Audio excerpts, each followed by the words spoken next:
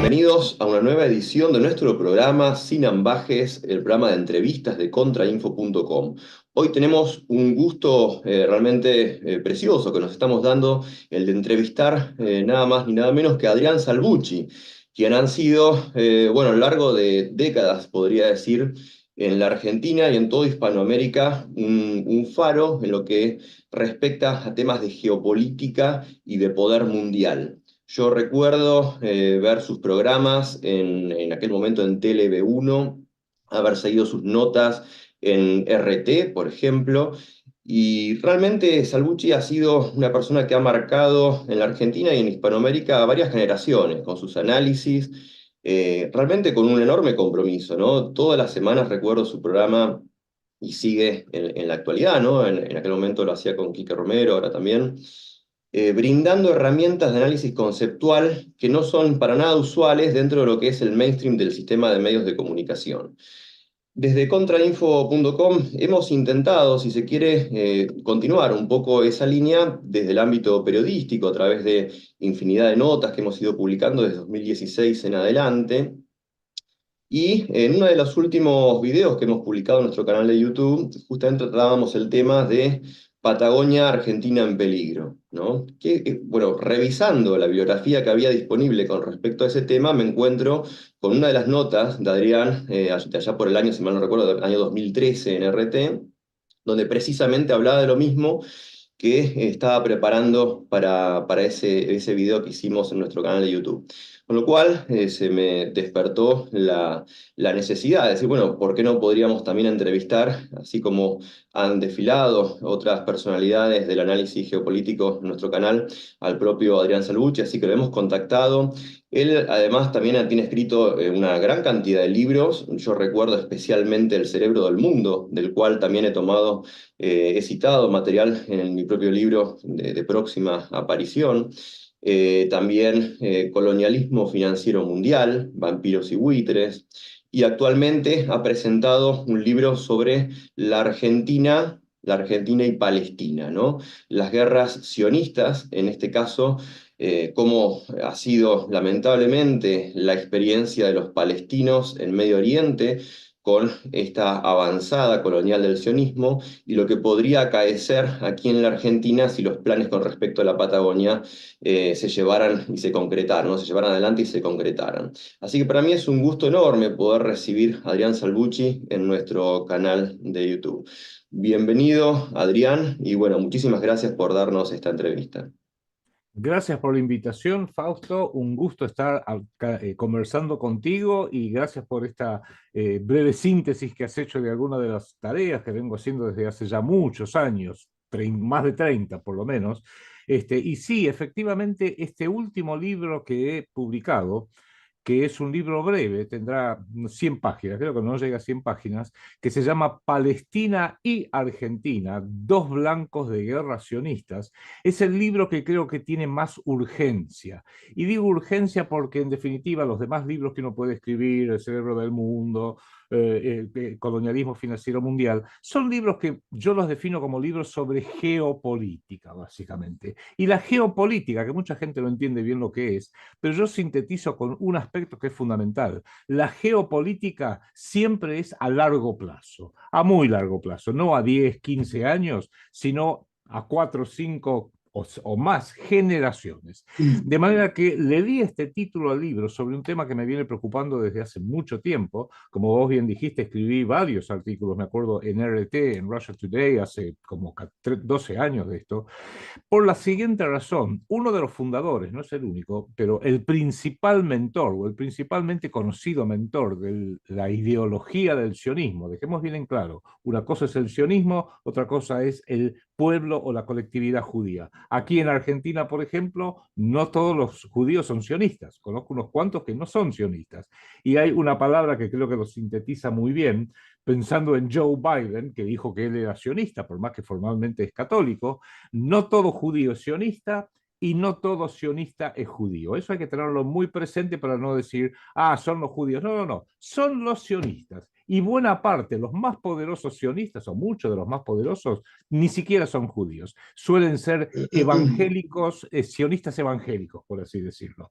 Hecha esa aclaración, la razón del título de este libro mío, Palestina y Argentina, es porque, como decía al principio, el fundador intelectual, el mentor del sionismo, por allá por el año 1896, estamos hablando de hace 130 años atrás, por eso que digo, fue un libro geopolítico que sigue hoy teniendo una excepcional vigencia 130 años después, en determinado momento, cuando él dice, bueno, mi misión en la vida es buscar una tierra soberana, una nación para el pueblo judío que estaba muy disperso y que estaba siendo discriminado en Rusia, en Polonia, en Ucrania, en Alemania, en Rumania, en el Imperio Austrohúngaro, por todas partes, fin del siglo XIX, dijo, bueno, tendríamos que buscarle una patria. Y él dijo, la patria ideal sería Palestina, por razones bíblicas, no vamos a entrar en detalle. Pero en ese momento Palestina pertenecía al Imperio Otomano Turco. Lo fue a ver, o creo que con algún contacto, al sultán del Imperio Otomano Turco en Turquía, y lo sacó carpiendo, para decirlo de alguna forma. De ninguna manera le dijo, no, no es el momento para hacerlo. Entonces, Herzl dijo con bastante sentido de la realidad, bueno, si no pudiera ser Argentina, si no pudiera ser Palestina, que es el lugar ideal, que sea otro. Se habló de Uganda en determinado momento, pero terminó prefiriendo Argentina. No porque rimen, por más que Mark Twain decía, la historia nunca se repite, pero suele rimar, lo cual es un tema a tener muy presente, porque ya se había iniciado, gracias al barón Van Hirsch, un muy adinerado banquero e inversión francés franco-alemán, de Bueno, fin hay un del siglo. pueblo, disculpa, hay un pueblo en la Argentina con ese nombre, ¿no? Baron Hirsch, exactamente. Y desde luego los más conocidos de todos, que es la dinastía de los Rothschild. Entonces, él logró que ciertas partes de esta dinastía Rothschild, especialmente la británica, se interesara en el proyecto y recibió fuerte financiación. Y esa financiación empezó, a lo que vos mismo acabas de mencionar, con reunir conjuntos de judíos que venían eminentemente de Polonia y de Rumania y los mandaron a una nueva patria en la República Argentina. No solamente en la Argentina, porque también lo hicieron a Estados Unidos, a Canadá, a Brasil en alguna parte, pero notablemente a Argentina, provincia de Entre Ríos, quizás porque veía a Entre Ríos como una suerte de símbolo del Éufrates y el Tigris, que es el sueño del Eretz Israel, de la gran Palestina bíblica, porque hay muchas connotaciones bíblicas, y por eso él dijo, bueno, hay un capítulo de este libro que él escribió, prácticamente el único libro que escribió de importancia, que se llama Un Estado Judío, publicado en 1896. Y el capítulo 2 lleva el título Palestina o Argentina. Entonces eso a mí me hizo abrir los ojos desde muy temprana edad. Y dije, bueno, evidentemente es una propuesta geopolítica, porque lo primero que ellos quieren, innegablemente para el pueblo judío, era reasentarse, según sus criterios históricos, en Palestina.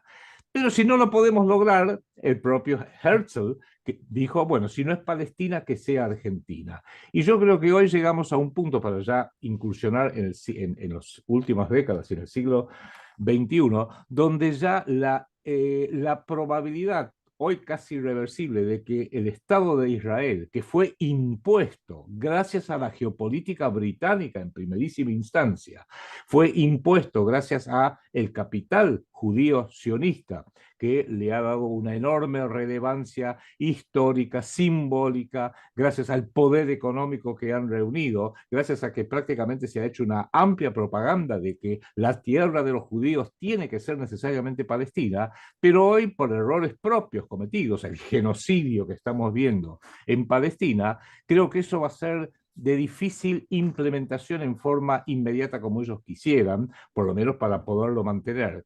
Y ahí surgen, vamos a ir, digamos, tocando varios temas como para después entrar en mayor detalle en lo que vos me indiques. Existen dos alternativas a Palestina. La primera alternativa es el sur de Ucrania, porque en realidad cuando se usa la palabra antisemitismo y todas estas falacias, uno se ríe porque en realidad la clase dirigente del pueblo judío y del sionismo no son semitas, son los que se llaman hoy los judíos ashkenazim, que desciende de la tribu de los cásaros, que en el siglo IX, o sea, hace 1200 años, se convirtieron en masa por razones geopolíticas de la era al judaísmo.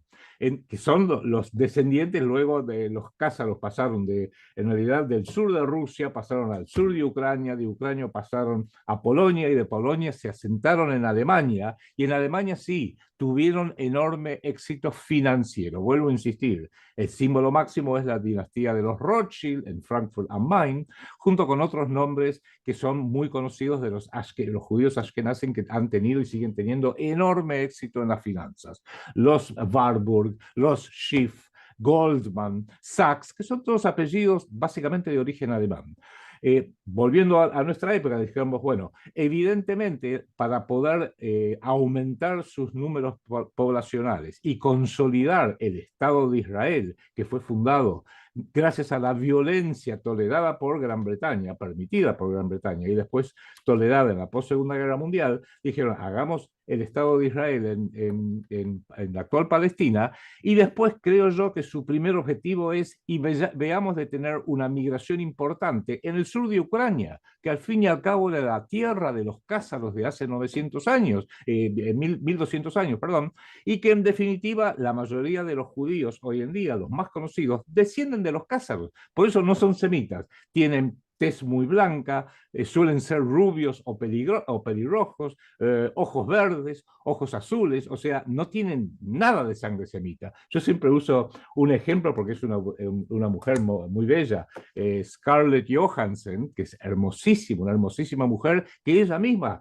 tiene doble nacionalidad, es judía, se declara muy pro-sionista y uno dice, estoy totalmente de acuerdo, es hermosísima, pero ¿dónde está la sangre semita? No tiene una gota de sangre semita. Es lo que llamaríamos, para usar vocablos totalmente desactualizados, como semita, que es del siglo XIX, ella es de la raza aria, diría, es una perfecta aria. También evitemos usar terminología tan fuera de tiempo. De manera que sí, estaba todo encaminándose para ver, y con esto redondeo, de preparar migraciones importantísimas hacia Ucrania. Por eso es que Estados Unidos promueve el golpe de Estado violentísimo del 2013-2014 para apoderarse de Ucrania, sacarla de su tendencia natural de aliarse con Rusia, porque Ucrania hasta febrero del 2022 era un país casi 100% cristiano ortodoxo. Viene este golpe, había 47 millones de ucranianos, hoy quedan menos de la mitad por emigraciones, por salidas, por muertes en la guerra, etcétera, etcétera, creo que quedan menos de la mitad, pero ese pueblo de 47 millones era casi todo cristiano ortodoxo.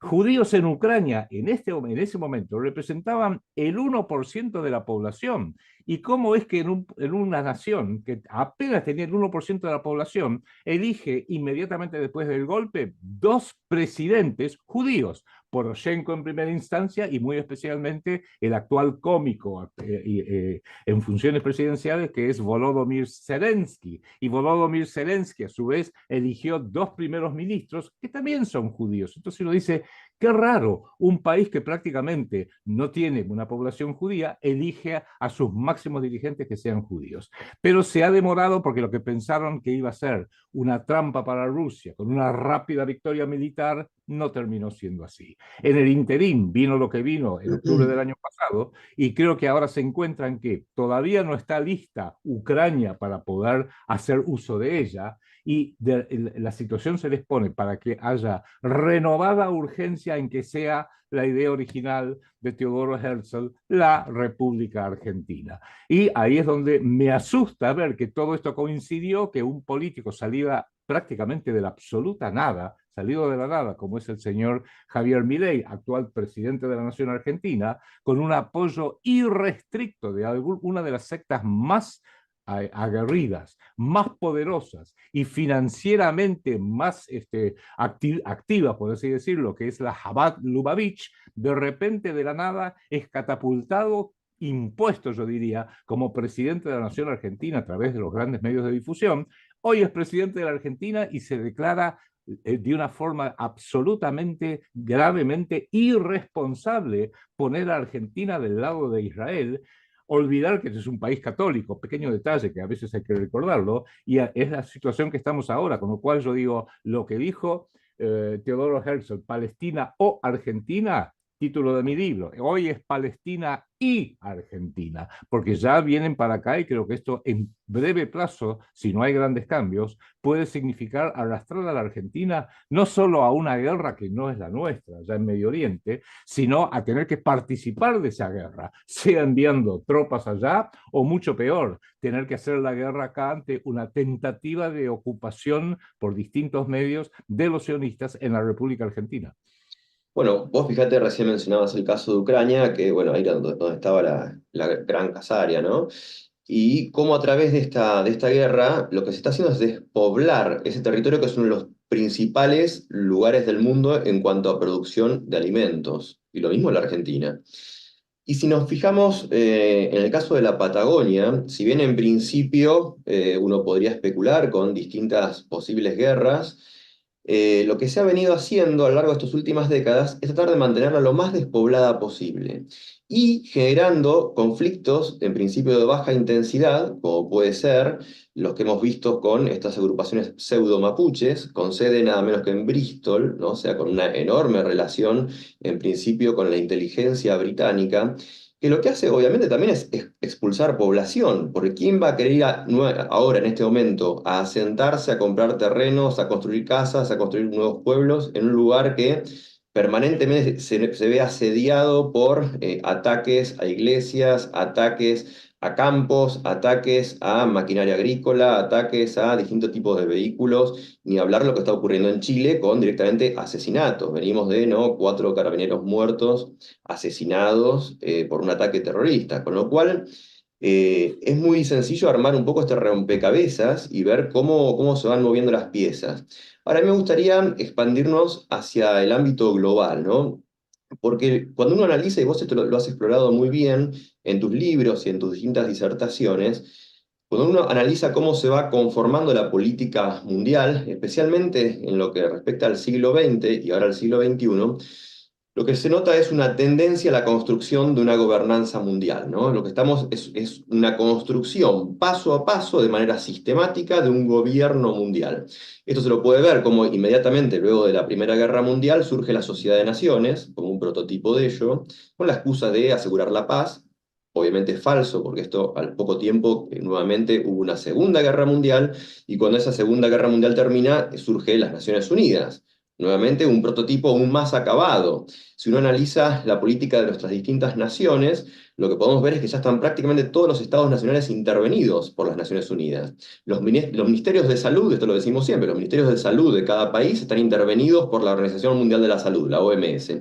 Los ministerios de educación intervenidos por la UNESCO. Los ministerios de economía intervenidos por el Banco Mundial y el Fondo Monetario. El Ministerio de Defensa intervenido por los poderes de la OTAN y los poderes del Pentágono. Con lo cual se va conformando un imperio mundial, que vos esto lo has explicado muy bien, un gobierno mundial de facto, a la espera de algún momento transformarlo en un gobierno mundial de jure. Bueno, entonces, ¿cómo se puede relacionar este poder sionista que uno históricamente en principio lo relaciona con la construcción del Estado de Israel?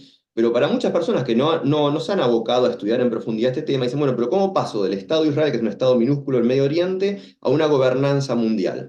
Ahí la respuesta que yo he tendido a dar, también en mis distintas charlas, en los distintos videos, en las distintas notas, es: hay dos grandes elementos que nos permiten conectarlo. Uno que vos mencionaste, que es el poder financiero internacional, las altas finanzas, ¿no? Si empezamos a ver la titularidad, la propiedad, muchas veces encubierta desde ya, de los grandes bancos, nos encontramos con la banca Rothschild, la banca Goldman Sachs, la banca Warburg. A ver, incluso esto tiene que ver con un desarrollo de siglos. La dinastía Rothschild tiene 3 siglos de existencia. La dinastía Warburg incluso se la llega a rastrear a la antigua Venecia del siglo XVI y el siglo XV, bajo un banquero que se llamó Anselmo del Banco, que luego cambia su nombre cuando llega al pueblo de Warburg en la antigua Sacro Imperio Romano Germánico, ¿no? Entonces, por un lado, lo que uno va descubriendo es que detrás de la titularidad de las principales entidades financieras mundiales, globales, lo que aparecen es justamente elementos que están conectados a su vez con el sionismo. Si uno va hacia atrás en la historia, uno ve que estos mismos elementos aparecen, por ejemplo, financiando a Oliver Cromwell en Inglaterra para derrocar a la monarquía. Nuevamente financian a Guillermo III de Orange para derrocar a lo que fue el último monarca católico, Jacobo II, y a partir de ahí Inglaterra queda completamente cooptada por este sistema financiero internacional que tiene ya de por sí un proyecto sionista. El propio Oliver Cromwell había presentado un proyecto sionista, que después, por ejemplo, Napoleón Bonaparte también reúne un gran Sanedrín y vuelve a tener un proyecto sionista. Con lo cual acá se puede ver una conexión, vasos comunicantes muy claros entre el sionismo y el poder financiero internacional. Y el otro creo, gran vaso comunicante es la masonería, ¿no? Esta estructura subrepticia que ha venido infiltrando los distintos estados en todo el mundo a partir de, bueno, lo que es la masonería especulativa de 1717 en adelante, un elemento central, por ejemplo, lo que fue la Revolución Francesa, el derrocamiento de las distintas monarquías, la monarquía francesa en principio, pero el proyecto era generar repúblicas en toda Europa, derrocando las distintas monarquías, ¿no? Obviamente el objetivo era derrocar al trono y al altar, ¿no? Una de las primeras cosas que hace la Revolución Francesa es expropiar masivamente a la Iglesia Católica, que era una de las principales propietarias de las tierras en Francia. Entonces, acá los objetivos empiezan a estar muy claros y lo que en principio ha sido un grave problema para el pueblo palestino, si nos remitimos a la actualidad, al momento de grabar este programa, al menos 35.000 palestinos asesinados, masacrados en Palestina, tres cuartas partes siendo mujeres y niños, con lo cual lo que se está haciendo obviamente es una limpieza étnica. Bueno, a ver, ¿qué es lo que podría ocurrir acá también en la Patagonia? O sea, bueno, obviamente se han encargado de mantenerla despoblada, pero también se podría inventar perfectamente un conflicto bélico para terminar de despoblarla. Pero digo, así como es un peligro para la población palestina y también para la población argentina, hoy podríamos decir que es un peligro para la población mundial, por distintos motivos. Por un lado, hay una doctrina atómica por parte del Estado de Israel que es, en lugar de ser defensiva, como podría ser en el caso de Rusia, ¿no? Si nos atacan respondemos de manera nuclear, es ofensiva. Es bueno, ante cualquier problema no tenemos ningún inconveniente de bombardear atómicamente, por ejemplo, el caso de Irán y generar o iniciar una tercera guerra mundial. Eso por un lado. Y por otro lado, cuando uno busca, a veces es difícil entender esta actitud de, bueno, si nos matan, no sé, 100 personas, 1000 personas en Israel, nosotros les matamos 10.000, 100.000. Esta desproporción que siempre se critica en Israel.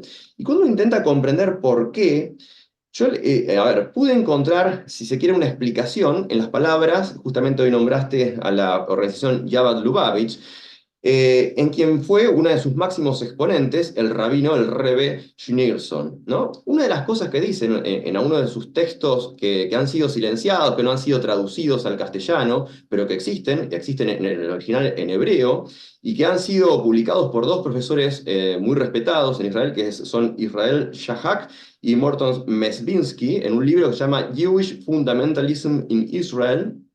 Y una de las frases del rabino Schneerson dice, y la voy a citar textualmente para no equivocarme, esto es lo que hay que decir sobre el cuerpo humano, dice, el cuerpo de una persona de nuestro pueblo es de una calidad totalmente diferente del cuerpo de los miembros de las demás naciones del mundo. La diferencia en la calidad interna entre ambos es tan grande que los cuerpos deben ser considerados como especies completamente diferentes. O sea, está diciendo, no son humanos los demás. Existe una diferencia aún mayor en lo que se refiere al alma. Existen dos tipos de alma opuestos. Un alma que no es la de nuestro pueblo, que proviene de las tres esferas satánicas, y acá habla del cabalismo, mientras que el alma de nuestro pueblo proviene de la santidad. La diferencia general entre ambos es que los de nuestro pueblo han sido creados como un medio para ningún otro fin, ¿sí? Nosotros somos un fin para nosotros mismos, mientras que todas las demás emanaciones han sido creadas, ¿sí?, dentro del sistema cabalista, solo para servirnos a nosotros. Eso lo dice el Rebbe Schneerson, ¿no? Entonces acá uno empieza a comprender, o sea, para esta mentalidad, este fundamentalismo, este supremacismo espiritual y racial, Lo que hay es, bueno, todo el resto de la humanidad está para servir. Somos mero ganado humano a su servicio, con lo cual podemos ser eliminados si dejamos de servirle. Y si uno analiza el sistema capitalista actual en su actual desarrollo mundial, cómo va incursionando en la robótica, en la sistematización de la inteligencia artificial, el ser humano va pasando a ser cada día más descartable. Con lo cual, esto se transforma realmente en un peligro no solamente para palestinos y argentinos y ucranianos, sino para todo el planeta, para toda la humanidad. Digo, entonces, me gustaría también conocer, esto un poco lo que fui elaborando a lo largo de los años investigando estos temas, pero me gustaría saber también cómo ves vos esta relación entre una gobernanza mundial, un gobierno mundial que se va detalladamente y paso a paso construyendo, y el poder del sionismo internacional. ¿Cómo se conectan ambos grandes conceptos? Bueno, antes que nada te quiero felicitar porque has hecho una síntesis magnífica de un tema muy complejo, tomando algunos de sus ejes, exponiéndolos, porque esto lo tiene que, hay que decírselo a los que nos estén escuchando en este programa, en esta charla. Es algo tan complejo, tan laberíntico, que es como armar un rompecabezas, ¿viste? Te tiran todas las piezas arriba de la mesa y vos no armás el rompecabezas ahí instantáneamente. Armás una parte y es azul, armás otra parte y es verde, armás otra parte y es la proa de un barco. Y antes de tenerlo todo armado, decís, bueno, lo verde debe ser el pasto, lo azul debe ser el cielo. Si hay una proa de un barco, seguramente va a haber una popa de un barco y podés empezar a inferir el rompecabezas sin tenerlo todo armado. Eso es lo que tenemos que hacer hoy y la geopolítica casi lo exige, porque la geopolítica abarca literalmente siglos, o como recién dijiste, hasta puede llegar a abarcar milenios. Un ejemplo de ello, y vos viste el nombre, hemos los dos mencionado el nombre clave de los Rothschild, es cómo empieza políticamente el Estado de Israel. Y el Estado de Israel empieza con un hito que fue en noviembre de 1917, donde el canciller del gobierno británico, que se llamaba Alfred Balfour, hace una declaración, la famosa declaración Balfour, donde dice: Su Majestad Británico vería con mucho agrado que en Palestina se formara un hogar para el pueblo judío. Perfecto. ¿Y a quién se lo entrega? No se lo entrega, a, por ejemplo, a Jabotinsky, que era uno de los líderes del sionismo que todavía no estaba conformado. Tampoco se lo entrega a David Ben Gurión, que también estaba luchando, pero se lo entrega a un lord, porque habían infiltrado la nobleza británica, Lionel Walter Rothschild. O sea, el principal banquero británico era un lord, estaba en la Cámara de los Lores, dentro del Parlamento británico, y era tal su poderío que el propio rey británico en 1917 dijo: ¿quién es el mejor representante de los judíos a nivel planetario? Rothschild. Y me parece muy acertada su decisión, pero muy interesante. Le promete una tierra que en ese momento Inglaterra no tenía, porque en realidad Palestina era parte del Imperio Otomano Turco, pero como estaban en la Primera Guerra Mundial y era previsible que esa Primera Guerra Mundial la iban a ganar los aliados de siempre, Gran Bretaña, Estados Unidos y Francia, y que la iba a perder las potencias centrales, el Imperio Alemán, el Imperio Austrohúngaro y el Imperio Otomano Turco, dijo: bueno, eso después va a ser mío, así que se lo vamos a dar una parte al pueblo judío, a los sionistas del pueblo judío. Y así fue efectivamente. Viene 1918, termina la Primera Guerra Mundial y en 1922 los aliados deciden que lo que hoy es Siria y el Líbano y Jordania iba a ser un mandato francés, y lo que hoy es lo que en ese momento era Palestina se lo dan a que lo administre Gran Bretaña como el mandato palestino. Así efectivamente, y ahí empieza la evolución muy violenta. Esto también se oculta en la historia oficial, muy violento, de los militantes sionistas que inventan lo que yo llamo el terrorismo urbano. Nosotros acá nos quejamos muy justificadamente de los dos terribles atentados que sufrimos en Buenos Aires en 1992 contra la Embajada de Israel en Buenos Aires y en 1994 contra la sede de la AMIA Daya en Buenos Aires, 18 de julio de 1994. Pero si uno dice: ¿a quién se le pudo haber ocurrido poner una bomba en un edificio donde hay gente trabajando, un edificio público como de embajada y la propia AMIA? Y uno dice: bueno, el 22 de julio de 1946, un grupo terrorista sionista, el Irgun Zwei Leume, dirigido por un señor que se llamaba Menachem Begin, que luego fue presidente del Estado de Israel años después, y le puso una bomba a una parte del Hotel Rey David, donde estaba la comandancia militar y gubernamental de los ingleses para todo lo que en ese momento era Palestina. Mató a 100 personas, lo que sea. Antecedente directo de los bombardeos de los dos edificios aquí en Buenos Aires es el terrorismo sionista del Irgun Zwei Leumi en 1946 contra el Hotel Rey David. Eso por un lado para ver la incidencia de Gran Bretaña en todo esto, cómo Gran Bretaña fue el artífice. Tan es así que los propios ingleses se terminaron pudriendo de los sionistas y cuando termina la Segunda Guerra, y ya estaba formada, como vos bien dijiste, las Naciones Unidas para administrar todas estas pequeñas cosas que quedaban en el mundo, los propios ingleses se levantan, se van y a partir de ahí, mayo de 1948, David Ben Gurión declara el Estado de Israel y obviamente se llama todo lo que ya conocemos desde entonces.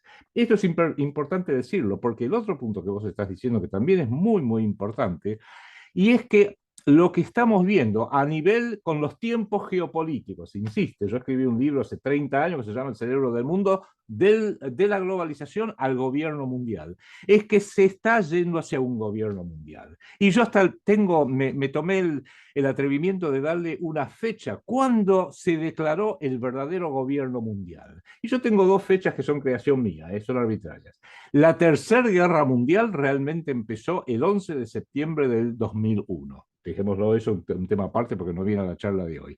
¿Y cuándo se empezó realmente el gobierno mundial? El gobierno mundial empieza en marzo, el 11 de marzo, fue la fecha de la Organización Mundial de la Salud, el 11 de marzo del 2020, cuando a nivel planetario ocurrió lo que ya ocurrió. Pero claro, uno diría, la mayoría de la gente, yo lo digo, y la gente dice, ¿cómo un gobierno mundial? Sí, se declaró un gobierno mundial el 11 de marzo del 2020. Y entonces, ¿eso qué tiene de malo? Nos van a invitar seguramente algún día a todos los 8.000 millones de seres humanos a ir a los distintos lugares un domingo para depositar nuestro voto en el misterio de la urna y decir queremos que el presidente del mundo sea fulano de tal. Y yo digo, no, eso sería si fuera un gobierno mundial público. Pero como esto es un gobierno mundial privado, que es lo que estamos viviendo hoy vivimos la privatización del poder. Todo ha quedado privatizado, aún Estados Unidos y buena parte, toda prácticamente de la Unión Europea. Entonces, no un gobierno mundial público sí tendría un proceso electoral, me imagino. Realmente sería una barbaridad, pero pongamos que sí, tendría un proceso electoral con campañas electorales y elegiríamos a ver quién es el más lindo, quién es el que más nos gusta. Pero como esto es un gobierno mundial privado, se rige por las leyes que vemos en las empresas, en las grandes corporaciones. Y un ejemplo típico, porque esto viene al caso, es Amazon. Amazon tiene algo así como 2.500.000 empleados. Pero los 2.500.000 empleados de Amazon, empresa corporativa privada, no son los que eligen al presidente de Amazon. Al presidente de Amazon lo elige el directorio de Amazon. Y al directorio de Amazon lo eligen los accionistas de Amazon. Entonces, la pregunta que tenemos que hacernos es, en este gobierno mundial privado, ¿quiénes son los accionistas que eligen el directorio del planeta Tierra? Y ese directorio, ¿quiénes son los accionistas que también son los dueños del planeta? No solamente los dueños de la Argentina, que es bastante evidente que no tenemos independencia o soberanía alguna, debiera decir, sino aún de Estados Unidos. ¿Quiénes son los que han podido manejar esto? ¿Quiénes son los que han tenido la continuidad para poder manejar un gobierno mundial que en tiempos geopolíticos necesita de décadas, generaciones, de siglos para llevarse a cabo, cuando vemos que el poder público, que es el poder de los estados nacionales, en realidad cada 4 años tienen que parar lo que están haciendo y prepararse para las siguientes elecciones. Aún en Estados Unidos, elegido presidente el que sea, no importa quién sea, realmente no importa, pero a los 2 años tienen que decir, ahora vienen las legislativas, tengo que dejar de gobernar un poquito para que mi partido gane y así, porque si no después piensan permanentemente en la necesidad política, que siempre es de corto plazo. Entonces, hecha esa, creo yo, importantísima aclaración, hay que tener muy presente que, y vos diste un ejemplo recién, muy bueno, se están muriendo millones y millones de personas en todas partes del mundo, pero pareciera que no todas las personas en este mundo, en este gobierno mundial privado o privatizado, tienen el mismo valor. Por ejemplo, un israelí puede que valga 100 estadounidenses. Un israelí hoy evidentemente vale 100.000, 200.000, 300.000 palestinos. Y me pregunto, en los hacedores de este planeamiento planetario, un israelí, ¿cuántos argentinos vale? ¿Cuántos chilenos vale? Sería importante tenerlo porque evidentemente el Estado de Israel ha volcado gran cantidad de su dinero directa e indirectamente para crear una serie de relatos que hoy son tomados inclusive por los propios cristianos en todo el planeta como relatos inapelables. Mira, yo siempre digo, y es una de las pautas, que para entender el mundo siempre hay que entender que hay o tendría que haber cuatro historias y la historia es la versión a largo plazo de la política, porque la política va aconteciendo a diario, semana a semana, semana y de repente se va transformando en historia. Bueno, la primera historia que hay que tener presente es la historia oficial. Disculpame, Adrián, te voy a interrumpir. Si te parece, hacemos un brevísimo corte y nos Sí, contás estas cuatro historias y de paso avanzamos con la cuestión que tiene que ver con la masonería, que tiene un rol muy importante dentro del mesianismo de la Shabbat Lubavitch y lo que es la posible erección del tercer templo de Jerusalén. Y sí, si querés, señor. lo charlamos ya en un minutito. Vamos a un brevísimo corte y ya volvemos. Contrainfo.com. Geopolítica, política internacional, análisis alternativo, columnistas destacados, una mirada crítica de las agendas globales. Contrainfo.com.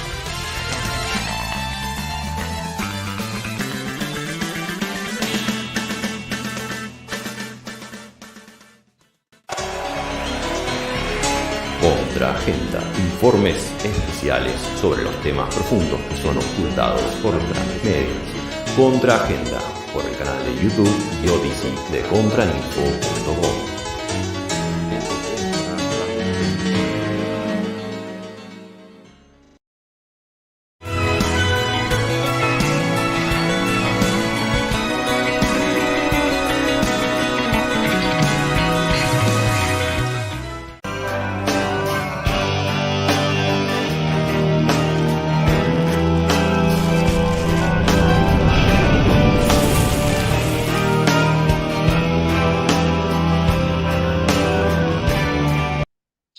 Muy bien, continuamos con Adrián Salvucci. Habíamos quedado en bueno, cuatro historias que él nos iba a comentar y después ya nos metemos de lleno con la cuestión de masonería. Sí, creo que es una forma, como este es un sistema, vos viste que el programa que hacemos con Enrique Romero lo llamamos, es el programa de él, ¿no? La idea de él fue darle un nombre que explique, somos antisistemistas explícitos, un pequeño nota de humor ahí, pero es real, porque hay que entender que esto es un sistema. Cuando vos sabés que algo es un sistema y que tiene características. Un avión tiene las alas para volar, el timón para dirigirse, las turbinas para darle potencia, los alerones para poder girar. Cuando entendés que es todo un sistema, aunque sea muy complejo, podés prever, predecir cómo va a operar.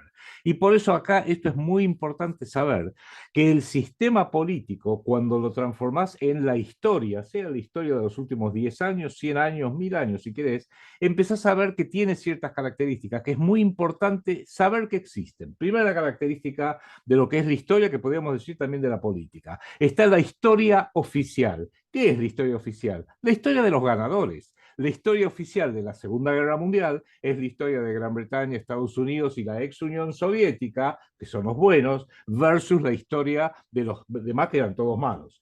La segunda historia es la historia de los que perdieron, que hay que leerla también. Hay que leer la historia de los alemanes, de los japoneses, de los italianos en la Segunda Guerra Mundial, porque se van a ver una dimensión distinta. No digo que sea mejor, uno mismo va a decir, no, pero no estoy, está bien, pero hay que leerla.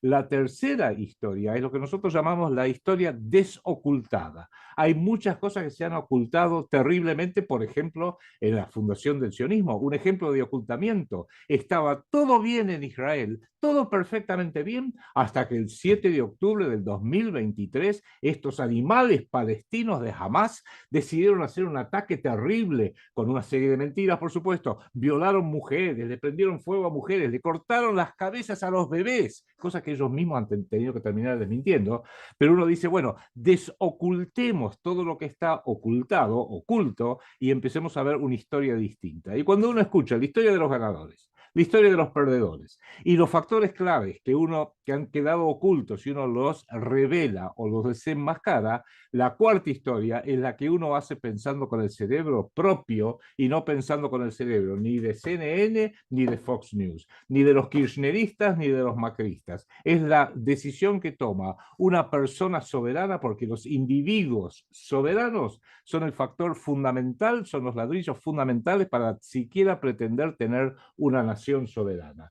Hecha esta aclaración, es muy importante lo que vos estás diciendo, porque yo creo que lo que estamos viviendo, yo tengo 72 años y lo vengo viviendo toda mi vida, vos sos mucho más joven, así que también lo venís viviendo toda tu vida, es una paulatina y creciente privatización del poder. Lo que ha quedado privatizado no es como decía Menem o Cavallo, vamos a privatizar aerolíneas argentinas, que ahora lo quieren hacer de vuelta, o privatizaron Entel, la Telefónica, o Segba, la compañía de electricidad. Esas son privatizaciones tácticas, pero la estrategia privatizadora es que el poder ha quedado privatizado. ¿Y eso qué quiere decir? Que las funciones del Estado fueron quedando paulatinamente privatizadas y de una forma realmente muy, casi diría que es satánico el programa, porque lo han hecho muy bien.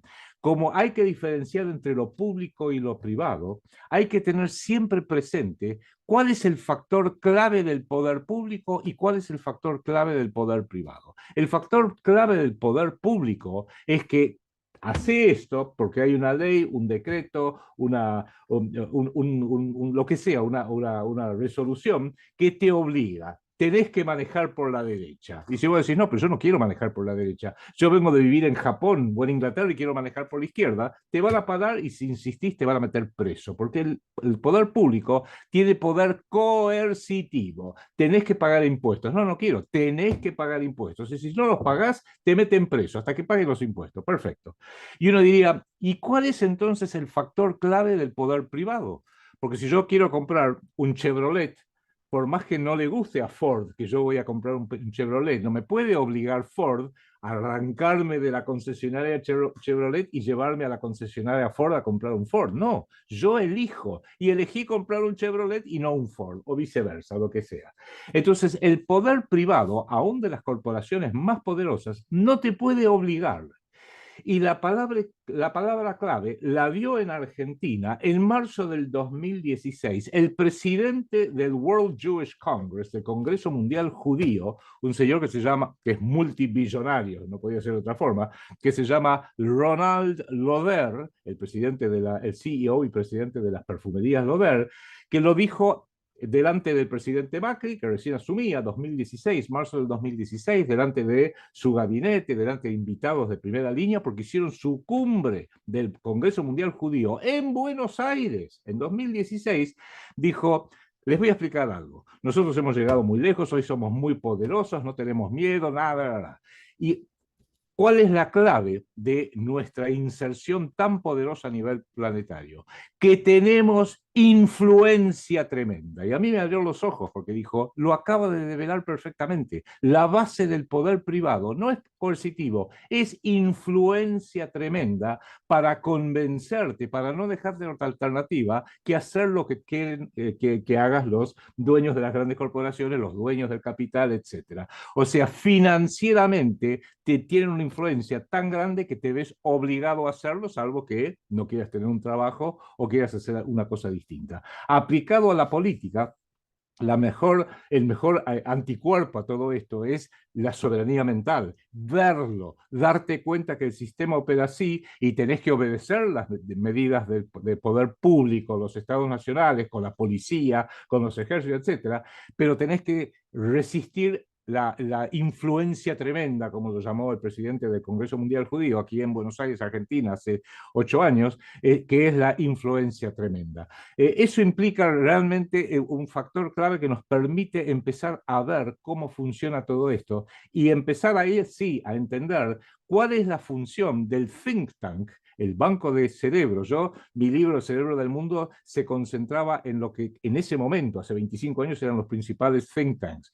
La Comisión Trilateral, el Congreso de Relaciones Exteriores, el CFR, el Council on Foreign Relations, CFR, el Grupo Bilderberg, que eran todas entidades privadas que planifican el planeta. Son planificadores geopolíticos.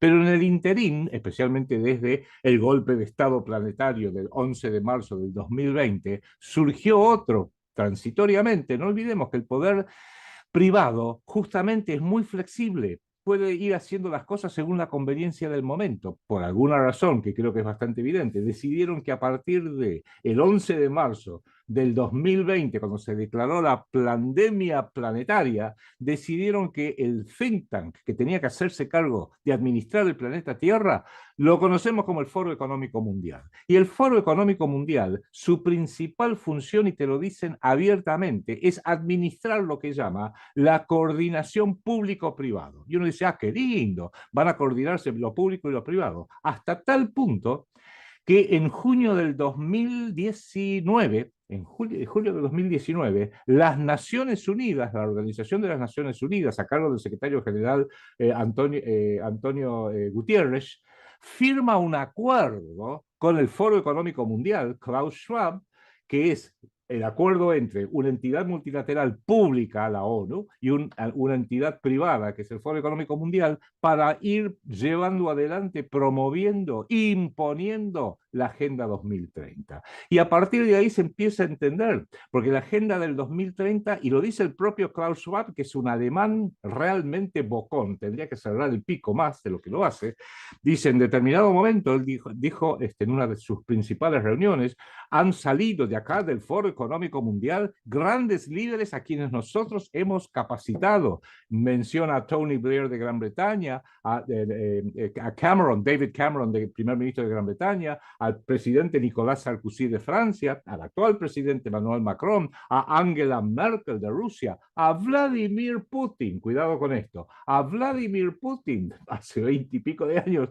presidente de Rusia, a Justin Trudeau de Canadá, a Mauricio Macri de la República Argentina, lo dice mientras está hablando, dice, y no solamente los líderes de estos países y otros han salido de la formación de futuros jóvenes que van a ser los líderes globales del planeta, sino que, y lo dijo con estas palabras textuales, luego penetramos sus gabinetes y metemos a nuestra gente de ministros, por ejemplo, el señor Miguel Guzmán, que fue el primer ministro de Economía de Alberto Fernández. O sea, no importa que sea de izquierda, de derecha, un poquito para arriba, un poquito para abajo, hay que entender que justamente en el siglo XXI ya no hay más derecha y izquierda, no hay más derecha y izquierda, hay arriba y abajo.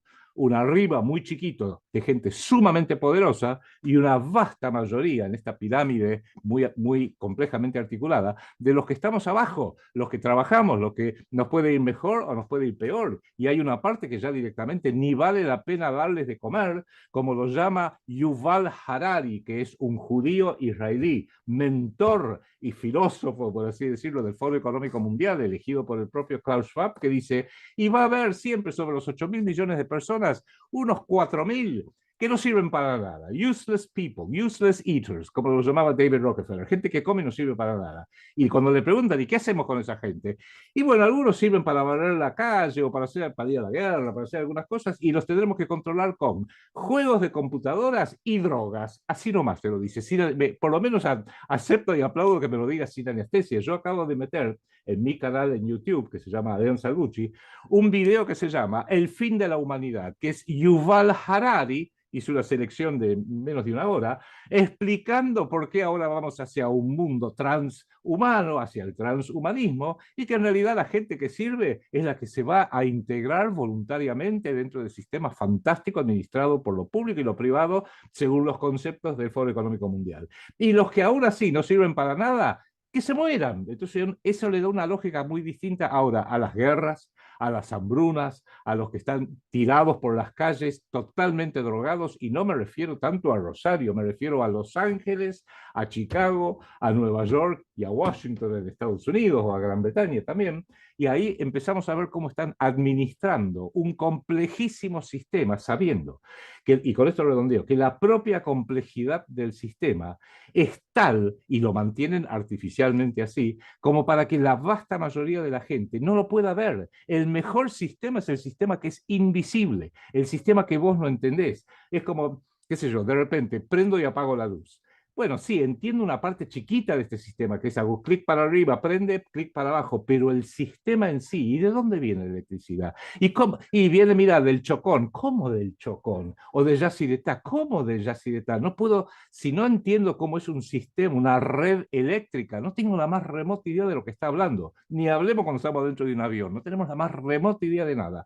Bueno, cuanto más compleja lo mantengan y mantener la atención dispersa, por eso hay tanto enfocar hoy en día en las últimas películas de Hollywood, en Netflix, en los celebrities, en el fútbol. Lo digo por más que el fútbol sé que es pasión de millones, pero realmente a veces es un arma terriblemente nociva para para un pueblo, para que, por ejemplo, ni siquiera vea de que Argentina ahora está siendo apuntada por el sionismo. Por eso es mi único libro que he escrito con un gran sentido de la urgencia, por eso lo mantuve bastante breve, porque es el libro que está preanunciando, cuando uno lo ve, describiendo el origen de todo este tema, que se viene esa guerra. Eso que vemos en Palestina, muy probablemente con otras características y de otra manera y por otras razones, se viene hacia la Argentina. Y lo último que digo, que esto sí es importante para que nadie se llame a confusión.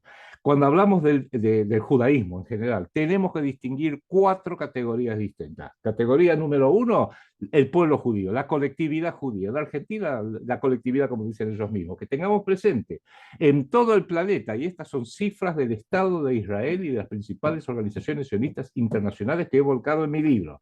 Hay aproximadamente 30 millones de ciudadanos que podrían pedirle a Israel, quiero vivir en Israel porque mi papá era judío, mi mamá era judío, o tengo un abuelo judío, o lo que sea, y quiero traer a mi mujer porque también tiene un pariente judío, y aunque no tenga ninguno. 30 millones de personas en total, estoy realmente exagerando la cifra, que podrían vivir en el Estado de Israel porque son aceptados como judíos. Y uno diría, 30 millones, bastantes. Es el 0,04% de la población mundial, porque somos 8.000 millones. Quiere decir que de los 8.000 millones, el 99,6% no son judíos y el 0,4% sí son judíos. Primera pregunta que nos tenemos que hacer. Hay una proporción entre el poder que tiene la colectividad judía a nivel planetario y en la Argentina, que dice que son apenas 250.000 y somos 47 millones de argentinos. Hay una proporcionalidad democrática, ya que tanto se gusta hablar de esto, entre el poder que ejercen en los medios.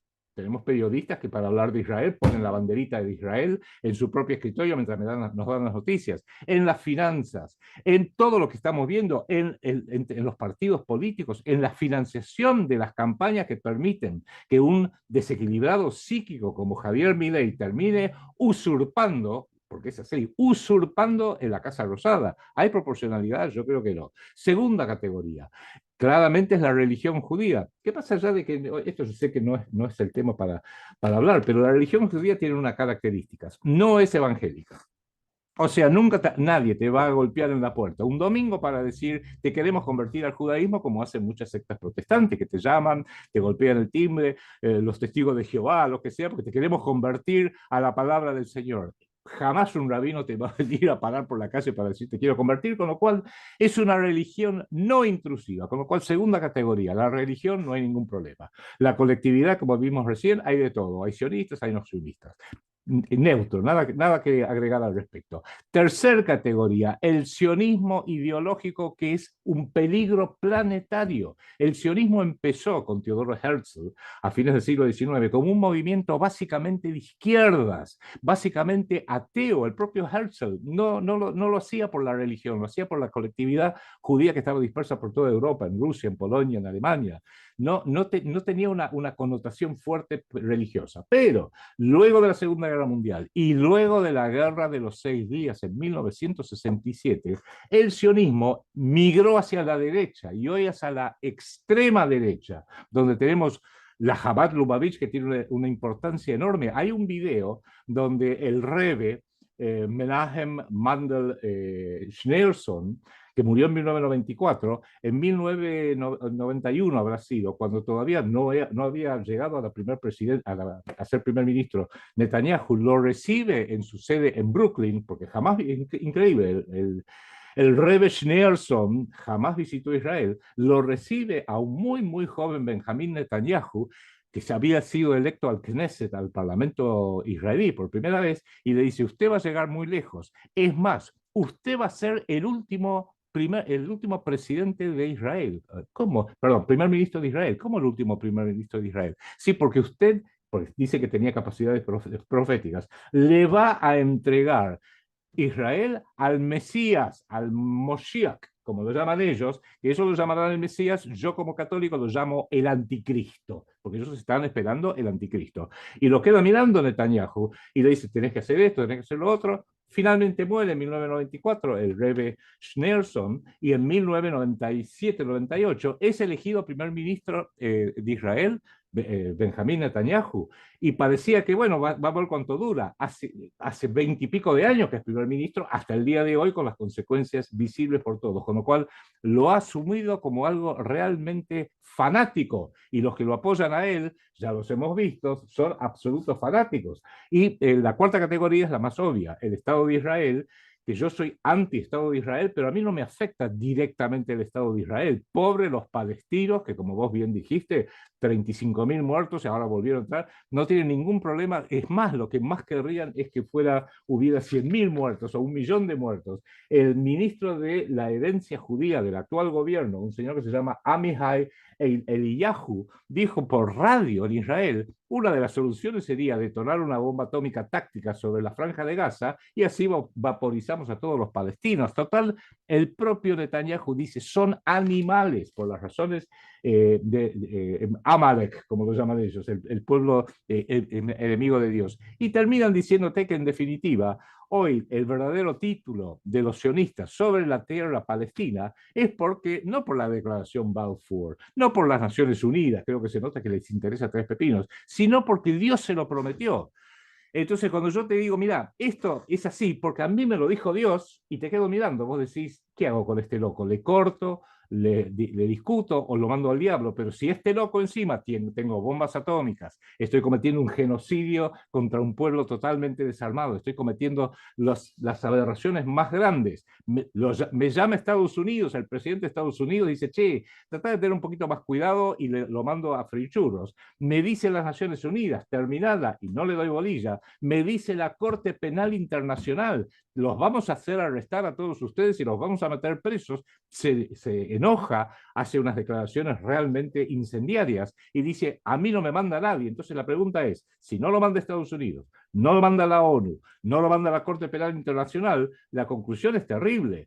La conclusión es que el Estado de Israel y el sionismo manejan a todo el planeta, y cada uno tenemos que sacar las consecuencias de que hay una organización genocida que maneja el planeta. Y eso, su fundador propio dijo hace 130 años, póngale el ojo sobre Palestina y también póngale el ojo sobre Argentina. Entonces yo, como ciudadano argentino, estoy muy preocupado porque veo que la vasta mayoría del pueblo argentino no tiene la más remota idea de lo que estamos hablando. Muy bien. Mira, te voy a hacer la última pregunta, porque nos quedan 20 minutos de programa y se nos va, se nos evapora directamente. A los dos creo que nos apasionan estos temas. Recién hacíamos un comentario fuera del aire sobre el programa de la plataforma Zoom, que todo el mundo conoce para conectarse en este tipo de encuentros virtuales. Cuando uno va a buscar quiénes son los shareholders, ¿no? Quiénes son los principales accionistas, aparecen, o casualidad, BlackRock y Vanguard Group, ¿no? BlackRock es el principal fondo financiero del mundo. Y cuando uno estudia la historia de BlackRock, aparece derivándose de un fondo que se llamó en su momento Blackstone Group. Blackstone tuvo entre sus principales asesores a nada más y nada menos que al barón Jacob de Rothschild, ¿sí? Que acaba de fallecer hace pocos meses atrás. A ver, sería imposible pensar que uno de los miembros de una dinastía tricentenaria va a ir como un mero asesor. ¿A qué? A observar cómo hacen las cosas, a darles un mensaje, cada tanto una charla. No, evidentemente fue a cuidar sus patrimonios. Entonces, digo, si Blackstone responde a la banca Rothschild, su derivado BlackRock, evidentemente también, ¿no? Entonces, Larry Fink, que es el CEO, no deja de ser más que quizá el muchacho que le lleva el café a la dinastía o a la familia Rothschild, ¿no? Hay que poder empezar a entender cómo funcionan estas cosas en el largo plazo, a lo largo de los siglos, ¿no? Para una dinastía tricentenaria, el CEO eventual que lo cambian en pocos años más, realmente no tiene ningún tipo de relevancia. Y mencionaste la Patagonia, y uno de los encuentros, casi con una especie de mini Bilderberg que se ha venido desarrollando en la Patagonia en estos últimos años, es el foro de Yao Yao en Bariloche, cuyo dueño, uno de los dueños de este majestuoso hotel y el que organiza este foro de Yao Yao, es Eduardo Elstein, que aparece como el principal financista del actual presidente argentino Javier Milei, y al mismo tiempo ostenta el cargo de ser uno de los vicepresidentes del World Jewish Congress, que vos estuviste mencionando recién, que como bien dijiste, el presidente es Ronald Lauder, pero el chairman es David de Rothschild, nuevamente. O sea, fíjense cómo todo empieza a conectarse en este gigantesco rompecabezas difícil de armar, pero que tiene vasos comunicantes por todos lados y uno de a poco va estructurando esta armazón, que no es una armazón horizontal y democrática, sino que es bien piramidal, ¿sí? Y acá podemos conectar entonces con lo que tiene que ver con la masonería, y tratando de acotar el tiempo a estos 15 minutos que nos quedan. Cuando uno estudia la historia de la masonería va a observar que buena parte de las logias diseminadas a lo largo del mundo responden a la Gran Logia Unida del Reino Unido, ¿sí? Gran Bretaña, con sede en Londres.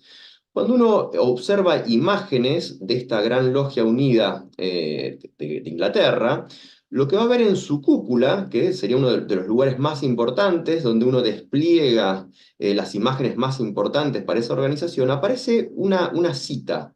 Es una cita que viene a su vez de la Torá, que dice: "He is the one who will build a house for me, and I will establish his throne forever. I will be his father, and he shall be my son."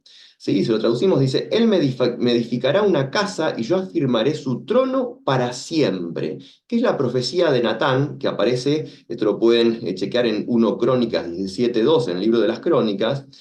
Es una profecía que justamente lo que está diciendo es, bueno, me construirán mi templo y yo afirmaré su trono, o sea, su gobernanza a nivel mundial para siempre. Ese es el proyecto fundacional de la masonería en su sede central en Londres. Entonces, la construcción del tercer templo de Jerusalén es central, por un lado, al sionismo y, oh casualidad, por otro lado, también a la masonería. Entonces, en unas breves palabras, si querés, en no más de 10 minutos, ¿qué tenés para decirnos de esto que está acaeciendo en Jerusalén como posible centro de ese gobierno mundial? Esto que nos hemos enterado hace poco del sacrificio de este ritual, de estas vacas rojas, ¿qué rol cumpliría entonces Jerusalén, que llamativamente cuando se crea el Estado de Israel, las Naciones Unidas le dan en la resolución 181 el carácter de ciudad internacional? O sea que ya de entrada se está pensando como una ciudad de tipo global, ¿no? Bueno, ¿qué nos podrías decir un poco de este rol de Jerusalén dentro de este gobierno mundial? Bueno, antes que nada veo que estás sumamente bien informado. Efectivamente, Larry Fink y todo el grupo BlackRock. Hoy BlackRock se estima que es el tenedor del 80% de las acciones de las es Standard Poor's 500, las 500 principales empresas de Estados Unidos y su equivalente también en la Unión Europea. O sea, son los dueños de las grandes empresas, sea el nombre que sea, operan en forma muy juntamente con el fondo Vanguard y opera también junto con una serie de bancos, empezando por State Street en los Estados Unidos. Eso por un lado.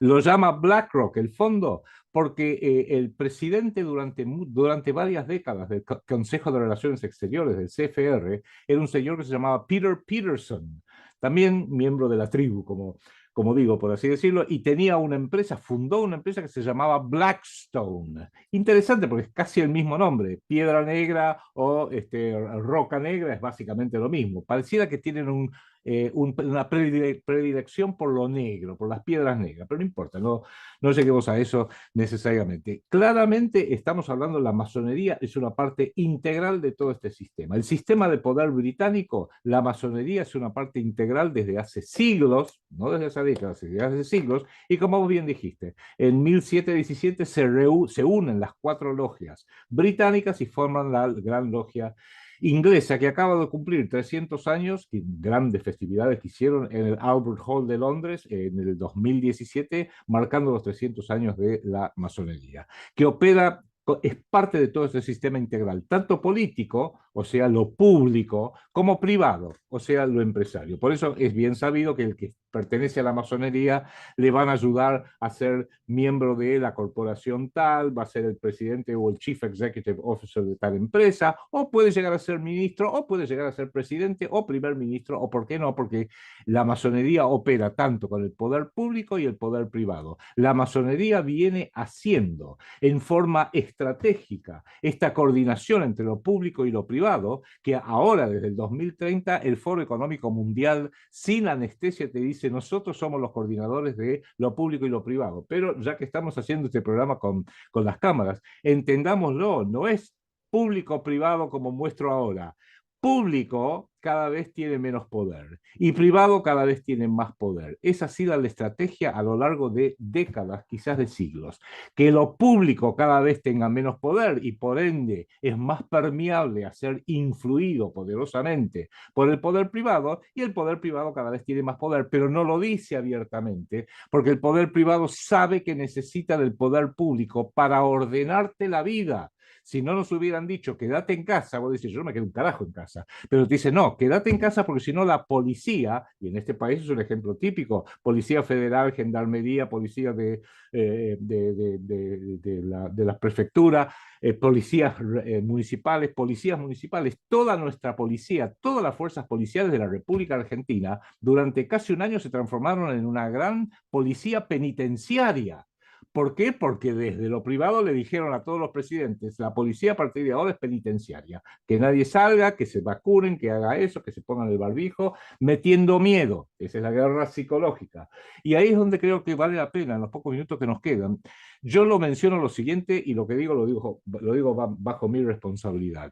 Hoy hay 3 enemigos públicos en el planeta Tierra. Enemigo público número 1, la usura, que es tan poderosa, yo abordo ese tema en Colonialismo Financiero Mundial, Vampiros y Buitres, que lo escribí hace como 10 años, está del poder que tiene la usura, que está prohibido decir la palabra usura en ningún gran medio. Te dicen que son los servicios de la deuda, un nuevo crédito, 10.000 razones, pero no se puede usar la palabra usura. El que mejor la usó fue William Shakespeare, del Mercader de Venecia, que muestra cómo un usurero que, oh casualidad, pertenece a la tribu de los peatones del Mar Rojo, en definitiva quiere cobrarse no el dinero, quiere cobrarse una libra de carne. En la República Argentina, la deuda externa argentina, que anda ya superando los 700.000 millones de dólares, quieren los acreedores tener su libra de carne. De cada argentino, no, la libra de carne se llama mínimo Patagonia, esa es la libra de carne.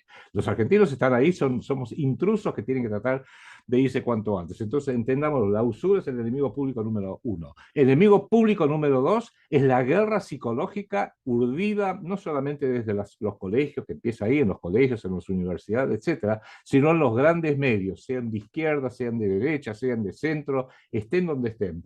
Y el enemigo público número 3 son los políticos que llegan a sus altos puestos, sea un partido republicano o partido demócrata en Estados Unidos, sean kirchneristas o macristas, mileístas en la República Argentina, porque para ser presidente o ministro o gobernador o intendente tenés que tener cientos de millones de dólares de dinero, o sea, el dinero, la última decisión en todo, en las deudas planetarias, en la guerra psicológica y en la política, parece que no tienen el dinero, y esto es una verdad terrible, pero la presencia del judaísmo para dirigir, no ser los dueños, no es que son dueños de todo, no, pero para dirigir, no es solamente cuestión de ser dueño de trillones de dólares, es poder ser el controlador de las entidades que después dirigen los cientos de millones de dólares de otros.